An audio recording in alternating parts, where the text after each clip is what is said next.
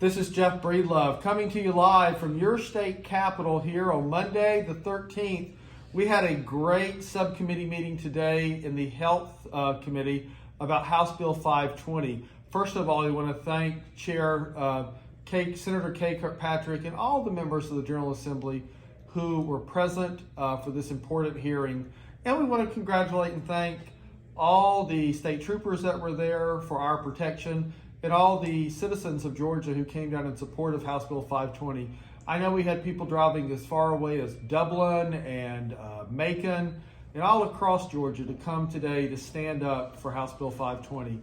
You know, I've got two of our leaders with us, and you know, Roland Boehm, you are like a legal genius that has helped guide this reform. I want to ask you, after the subcommittee, what's your message to the Senate and to our community? What did you see and hear that's important moving forward? I think primarily what I heard was many voices who were coming out speaking in favor of HB 520 as it passed the House, that there were strong advocacy proposals put forward, that we were able to impress upon the members of the committee the strong substantive nature of the bill that passed the House and the need for members of our communities to be able to rely on all the goodness that will flow from passage of the bill with those provisions in it, Jeff. Thanks, Roland. And Kim Jones, of course, you serve on the Behavioral Health Innovation Reform Commission. You're chair of NAMI Georgia.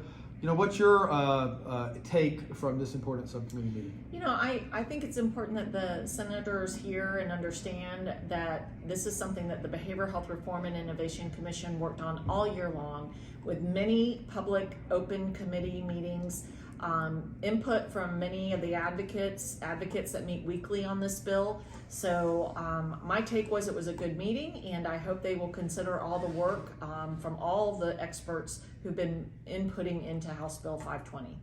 Again, we do want to thank the members of the Senate. You know, it was my great privilege to work for the Senate for 7 years. And I have to say, you know, my takeaway is today, two groups of Georgians came down. One was a coalition, a historically large coalition of over 60 community organizations who've been working transparently with the commission for over a year, working on policy, negotiating, sharing concerns. And frankly, another was a group of Georgians that are the forces of stigma.